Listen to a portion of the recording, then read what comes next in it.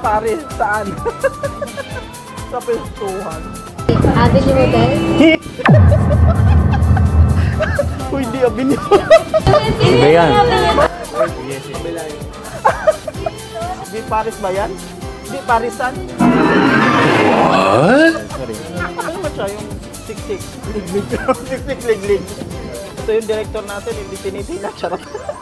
Nagutom na kasi siya. Uy, subilisan daw namin. Charot. Ikaw, nakakanto pares. Yung parang may lasong usok. Pantanggal ng line. Ay, yung friend nating may lines dyan. Charot. Try mo yung ano.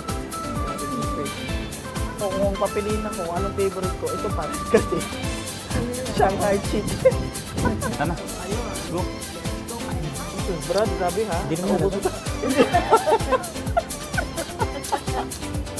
Hindi halata, Brad. Daw. Yung buso-unusin ko na. Halata bang hindi kami nag-enjoy? Ay, Diyos ko, wala na akong natira. Ni konting kanin. Ay, ito pala. Meron pa. Konti na Yan na lang. Konti na lang. Nahiya pa, di ba? Sakit ng Pinoy. Okay, let's go. Pinoy foodie. Pinoy foodie.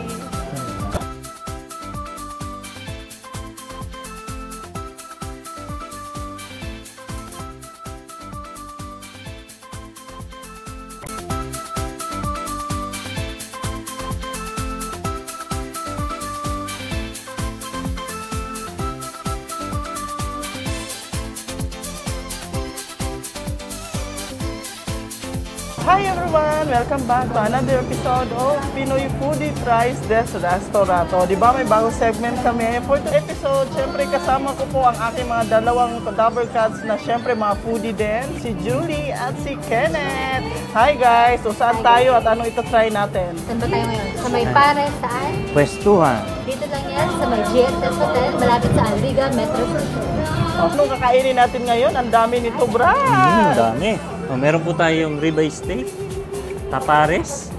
Meron din tayong ditong kanto style pares mami. With mommy kakaiba. Oh, tapos meron din silang tinatawag na ribeye silog. Ay, At kakaiba. merong Shanghai silog. So Okay. itatry natin lahat ng ito. Okay, try na natin. Okay, let's go! Pinoy foodie. Pinoy foodie.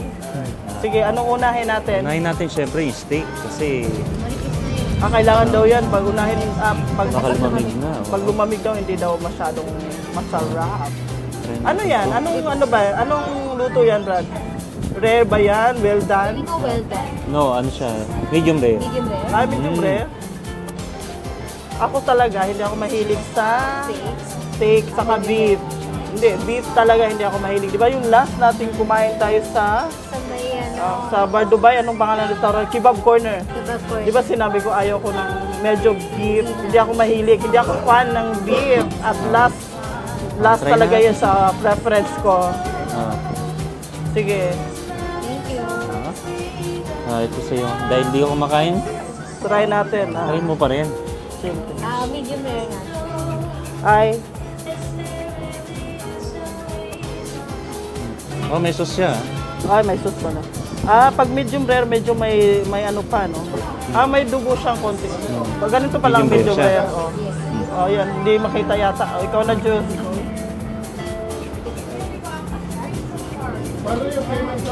Try na. Try ko muna ng walang sauce.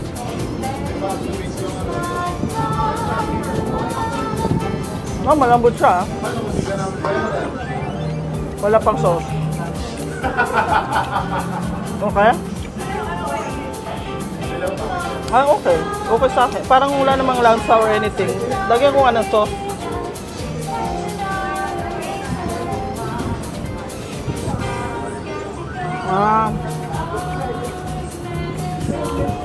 Sa dish niya, masarap. Yung sauce niya medyo salty, no? Medyo maalat. Na? Pero yung meat tender. Tender yung meat, saka may lasa naman siya. Okay. Ikaw, Brad, anong feeling mo? Anong feeling? Anong lasa mo pa? Ano? Feeling ko okay lang. Feeling mo ba okay lang? Typical na steak. Typical na typical steak. steak. Masarap. Okay naman. Okay din to, mas ano. Pero ito medyo Baka malat, no? siguro kaya medyo matabang yung steak kasi kaya Kailangan complement nila niya yung Ah, sauce niya. okay. Okay. So, kailangan talaga kainin mo siya with sauce. Okay. Try natin may sauce. Na may mashed potato. Okay sa inyo? Ako kasi hindi ako mahilig sa beef eh. Pero okay naman to. Nagko-complement yung sauce saka yung Pag steak. may sauce, no? Kasi ito medyo bland siya ng konti, no? Tapos pag may sauce, maalat naman siya kaya okay. So, okay. So, anong next? Dahil Ah, nag-beef ano naman? tayo, mag-shanghai tayo. Sige, sige, sakay. Sige, kuha na ako. Ito, sakay muna. Wala siyang sauce. Chili. Ay, oo nga. Sweet and sour. Wala talaga. Try Try ko natin. na. Kapit mo lang. Okay. Chicken? Giniling na chicken? Malasa yung Shanghai. Masarap. Ano naman siya? Yung siksik. Liglig. Siksik, liglig. Try natin yung May rice sila. Wala lang siyang sauce. Baka hindi tayo nahingi. Pero parang walang sauce, no? Yung rice nila. Try natin. Masarap yung Shanghai niya. Masarap naman. Cream cheese, siguro to. Crunchy to, kaya lang medyo, siyempre medyo nalamigan na mga kapudi, kaya pero malasa siya. Masarap yung pagkakatibla. Ito rice din, okay. Parang toyo. Dapat, may toyo yung rice. Oo. Ito dapat ba well done to, or lumamig na lang? Ganito talaga. May egg din siya, mga kapudi. Okay man. Sarap. Sarap. Oo. Anong yan? Ito kasi kakaiba, no? May mami. Oo. Try naman natin to. Yung noodles. Kailangan mo yata i-mix yan, ano? Mix natin. Tanggalin ko lang to. Yung pang-garnish na. First time kong makatry ng Paris na may mami.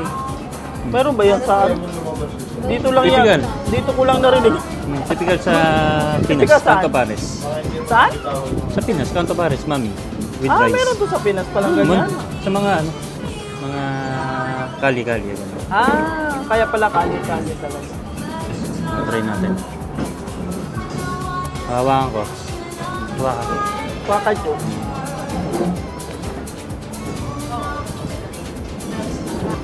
Tapos may partner pa siyang rice. Di ba may noodles na may rice pa? Oo, kasi may laman yan eh. Ito pala siya, oh. Makikita ba? Oh, yan. Ito yung director natin, hindi tinitingnan, charot. Nagutom na kasi siya. Uy, tubilisan daw namin, charot. Mabilisan natin. Dalawa na lang. Dalawa na lang. Okay. Okay. Tikman natin. Kaya, first time ko talaga magganito na may ano. Cheers. Kaya na. Sa amin kasi hindi uso mga ganito. Mayroon ba ito sa inyo, Jules? Typical na Canto Pares. Yung parang may lasang usok. Something. Talaga? Nasarap to sa'yo? Feeling mo original, ano? Oo. Hindi kasi, first time ko kasi siyang kumain ng Ang ganito. Canto talaga. Wala siyang rice, di ba? Kahit ito lang siya. Oo. Okay lang. Typical. Canto Pares. Malasa naman siya.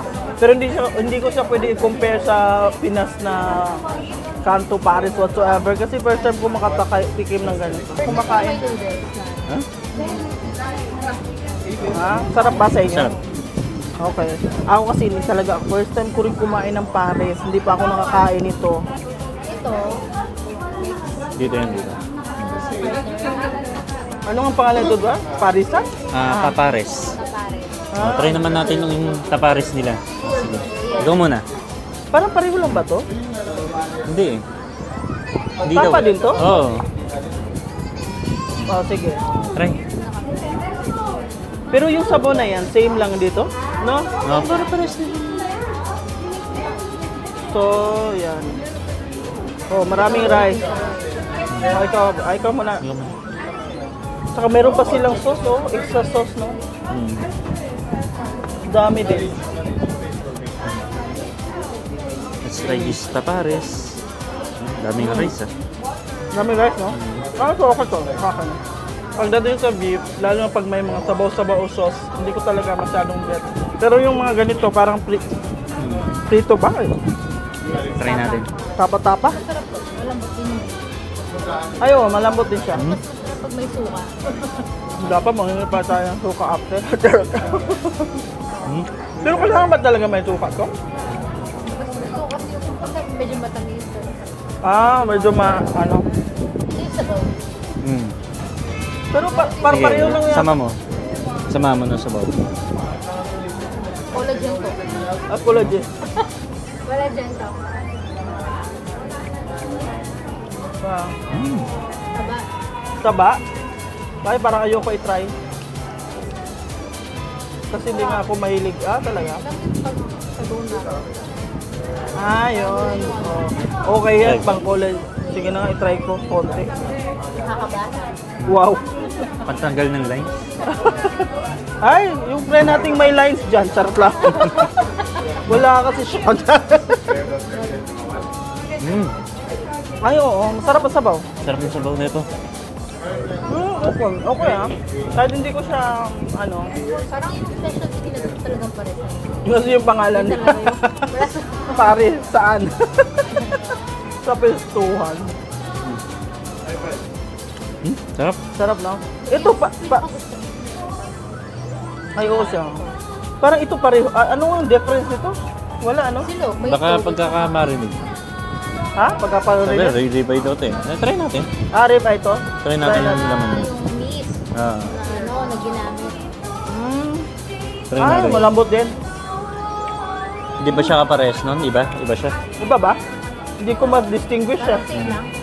Same lang ba? Baka iba lang yung meat namin. Ah, lagyan natin ng Nakaka-marinate niya. Same lang. Ayan ang tsura niya. Let's try. Pero masarap yung lasa. Tsaka malambot din, no? Actually, pareho-pareho sila nito. Ang difference lang yung Shanghai at saka ito. Yung ulam na pinili. Matamis-tamis. Sweet. Parang yung ano nila dito, sweet yung medyo ano nila, no? Yung parang, anong tawag nito? Yung timpla nila ba, medyo sweet lahat. Siguro ganun ba talaga ang pare? Tapa. Tapa. Hindi, ibig ko sabihin yung lasa, medyo sweet. Medyo.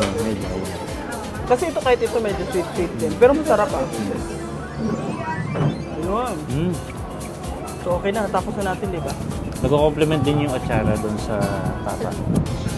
Ay, Actually, sorry, yung ribeye daw nila. Pare ba? Ribeye daw. Na Wala namang laman. wala namang feeling ko lang difference dito. Siguro yung sauce. Feeling ko kasi may partner siya. Tapos ito, wala. Oo. Feeling ko lang, ganun. Tapos may egg lang ang Silog. difference. Kung gusto mo silog lang, walang sabaw. So okay guys, so natikman na natin lahat bago natin ubusin. Ano ba sa paborito nyo? Kasi mahilig kayo, kumakain talaga kayo ng beef. Ako kasi hindi ako masyadong mahilig sa beef. At first time ko mag-try ng pares. So okay naman sa akin, medyo matamis na pala yung pares. Ano? Medyo matamis yung lasa niya, which is ako, hindi talaga ako fan din na matamis. Pero okay siya kasi complemented naman lahat yung ano. Kasi medyo tulad nitong steak, meron siyang ano, na medyo maalat. Dip na sauce. Ito, medyo maalat na matamis. Kaya okay naman siya. So ako, kung papiliin ako, anong favorite ko, ito pa rin kasi Shanghai chicken. Hindi kasi talaga ako mahilig sa beef, pero pwede ko kainin yan. Especially yung mga dry na to. So kayo, ano bang gusto nyo? So para sa akin, para parehas yung lasa ng beef. Parang nag-differ lang siya. Apple, gusto mo is silog sa sides, may atsara, or if fan ka ng noodles, ng lomi, or if gusto mo ng pares lang. So, pero yung pinakagusto ko is ito, yung combination na to, kasi ano kasi ako sa sabaw. So, Pero hindi nyo first time nakatikim ng pares? hindi naman. Pero overall, okay naman siya. Kumakain na pares sa Pinas. Hindi first time. Sa akin naman ito may re-recommend ko na i-try nyo. Yung pares mami nila. Kasi yung Kakaiba siya. lasa nung sauce sa nung noodles parang pang kanto style na. Parang lasang usok. Oo. Oh, so, yan ang paborito mo ba? Yung venue naman niya, yung ambience naman siya. Siyempre, nasa swimming pool side siya. Ayan o, di ba? Maayos nasa rooftop. Nasa rooftop. So, maganda naman yung ambience niya. May mga greeny chuchu sa wall.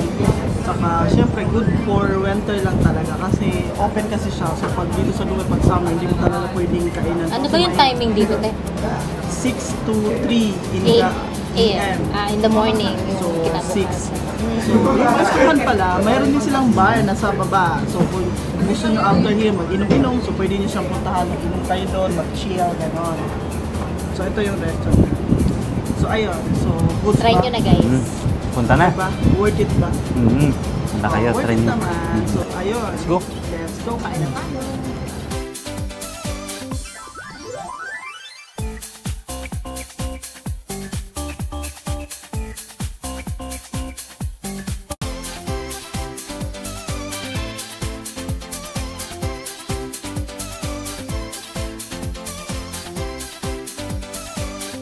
Okay guys, tingnan nyo naman. Halata bang hindi kami nag-enjoy? Ay Diyos ko, wala na natira ni konting kanin. Ay ito pala, meron pa. Konti na, yan na lang. konti na lang. Nahiya pa, di ba? Sakit ng Pinoy. So ayan. So nabusog kayo for sure. Nagustuhan nyo ba? Sobrang busog. Okay. Sulit. Sulit, Must try okay. niya. So, must try. Babalikan daw natin to guys, okay? So, yung mga gustong pumunta dito, nandito lang to sa Alriga Street. Oh, malapit lang sa metro, likod lang siya ng Gift Gallery. GSS Hotel. So, ayun. Kakaroon lang kayo ng medyo mahabang pasensya kasi expect nyo, medyo matagal yung serving. Pero quality naman. Kahit medyo matagal magantay. Ayo, yun nga din na notice namin. Ang tagal, di ba? Parang 1 hour ba tayo naghintay? Almost po. In-inform naman tayo. Oo, in-inform naman kami in all fairness. So, panalo guys. Sarapan kami. So guys, salamat sa pagsama. So I'm sure nag-enjoy naman tayong Kasi lahat. nabusog kami. So hindi naman nila first time. Si Kenneth dati nag-feature na rin. Kumain siya ng African food. Si Julie last time, yung nag-kebab corner kami. And for sure sa mga susunod na episode, kasama pa rin natin sila, mga ka-foodie. And thank you so much for watching mga ka-foodie. Kung sino man ang hindi nakapag-subscribe, like, love, whatever it is, share, gawin nyo na po yun, okay? And of course, kung may time din kayo, visit nyo po ang aking sariling channel, Stay and Chill with Joy. So ayun mga ka-foodie, till next time, maraming salamat. Bye! Bye!